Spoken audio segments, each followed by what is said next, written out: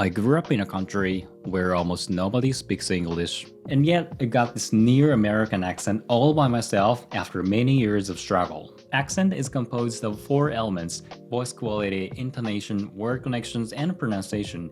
This feels kinda a lot to learn. So in this video, of all the things I did, I'll be sharing the 3 biggest learnings that absolutely brought me to the next level, which you could also do by yourself. I know my accent is not 100% American, but I'm hoping my experience as a non-native can help whoever needs to improve their accent. Let's get to it. The first learning was about pronunciation. The sounds that are distinctively American are the S sound as in apple, L as in howl, O as in want, and 6 different R's like sure, sharp, sear, soar, sear, sour, and T that changes in 4 ways in spoken English. T becomes D in the middle of a word like bottle.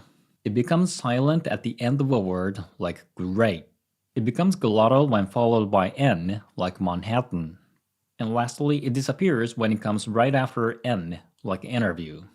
As a native Japanese speaker, I struggle with all of these sounds. Of all these sounds, let me pick up this one because I think this drastically changes how I sound in English. This is pronounced as ow, a combination of the S sound and O, as in more and orange. And this ow appears in so many words like how, out, about, now, pronounce. Now, the typical way of pronouncing these words is using a diphthong ow, like how, out, about, now, pronounce.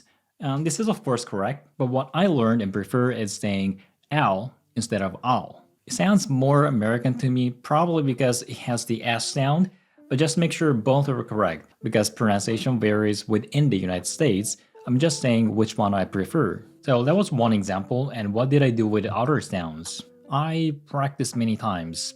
Yeah, this is probably not what you were expecting. But honestly, in my experience, there was no such thing as one tip or one trick that magically improved my pronunciation right away. I think the biggest problem for a lot of people would be the sound we make at the beginning doesn't really sound like what native speakers do. I went through that too. So I paid attention to my pronunciation and the correct pronunciation, and try filling the gap, slightly changing things like where to position my tongue or how I shape my lips, things like that. And that way I try to reach the correct sound. If I were to share one tip, I practice in my spare time on and off, like when I'm in the bathroom, taking a shower, waiting for the train, or something like that. In other words, I didn't practice intensively because it was painful. Like if I did, it would be like I tried this way and it doesn't sound correct, and I tried that way and it still doesn't sound correct, and that way I'd easily lose motivation in the first 1 or 2 minutes. So I practice on and off, but consistently. By the way, English is not the only case. This is one of the very basic Chinese words, and it's difficult to pronounce for me because any of the consonants and vowels do not exist in Japanese or English. It kinda sounds like 托字, which doesn't sound natural, but all I do is just listen to myself and the correct sound and try to fill the gap. So my first biggest learning was about pronunciation, and it's just a matter of practice. In English or in any other languages, there are always difficult sounds to pronounce at the beginning, but all I do is first to learn how to use my mouth to make the sounds, and then practice until I sound natural. The next biggest learning was intonation. Intonation in English is about higher and lower pitch in a sentence. Let's see a few examples first. So when I read the sentence neutrally, it goes like, I didn't do that. This way, you get no information other than the fact that I didn't do that. Then what if I speak like, I didn't do that? In this case, I is stressed and higher in pitch, so the real message is, I didn't do that, but somebody else did. Then what if I speak like, I didn't do that?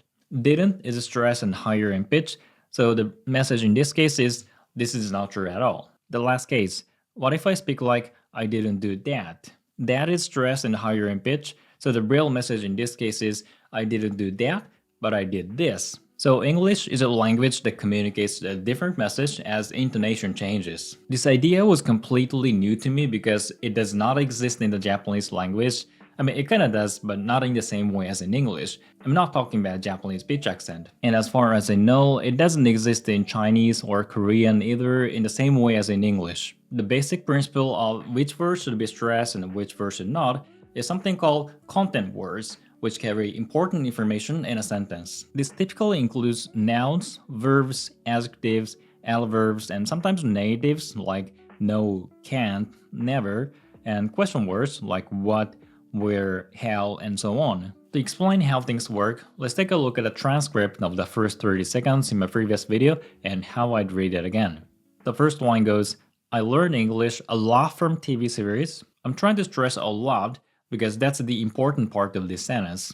And help me build a second language brain where I think and speak in English. I'm trying to stress and stretch the word a second language brain because it's a noun and new information for you, and I didn't want you to miss this word. And then think and speak are pronounced slightly clearly because that's the description of the new word a second language brain, and it's important. I've been learning Chinese in the same way for about a year, and it's going pretty well. Same year going well are the important parts and should be stressed or higher in pitch. They're all content words. Over the years of this learning experience, they're not strongly stressed, but I'm trying to pronounce them clearly because they're nouns. The way I take notes has gotten simple, and now there are only 5 cases, roughly speaking. Same reason. Way, notes, simple, 5 cases are stressed. Notes don't need to be aesthetic. My notes are pretty plain. Notes, aesthetic, notes, plain, they're all nouns and adjectives. So in this video, I will share the 5 cases of when and how I take notes from TV series. 5 cases is a noun and important because it helps you to get ready for what's coming. And when and how, they're kind of stressed because that's what I wanted to explain in that video. And how they help me build a second language brain. This word has already appeared at the beginning, but I just wanted to make sure again that this is an important element in that video.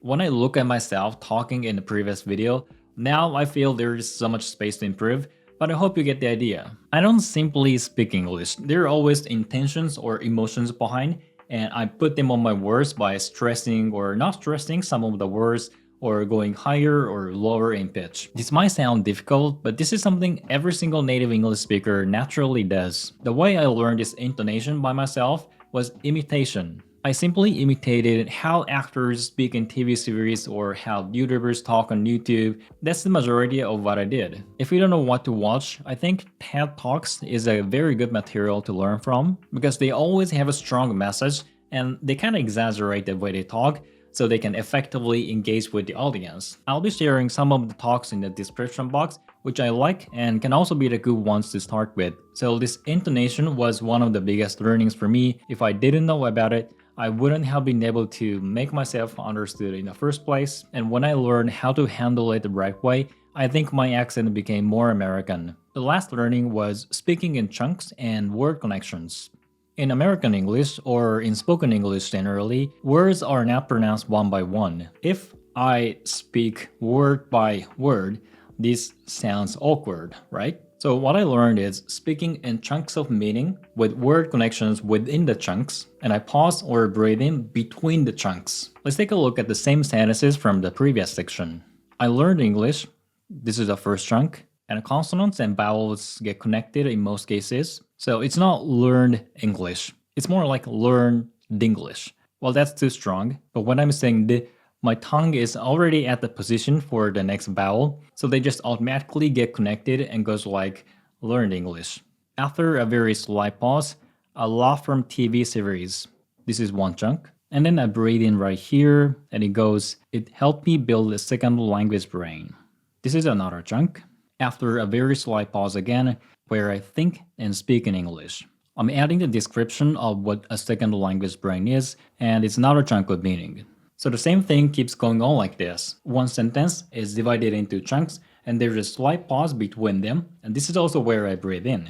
Word connections can be challenging at first, but again, it's just a matter of practice. As we practice, our tongue and mouth will get used to this new language. To practice, again, I think imitating is the best way. TED Talks can be a good material because the presenters, they pause a lot in their presentation trying to sound more convincing, and that makes it easier for you to understand the chunks. And they of course connect words in the chunks, which you can imitate. Before I finish this video, let me mention 2 important things. One, I'm not saying everyone should speak American English. In my previous job, I worked with diverse people, like people from the US, Germany, the UK, China, and of course Japan, and everyone speaks English differently. And when it comes to work, there are many things that are way more important than just having a good accent. 2, if you're really serious about getting an American accent, I recommend this textbook, American Accent Training. I read this about 20 years ago, and it still keeps receiving good reviews. This textbook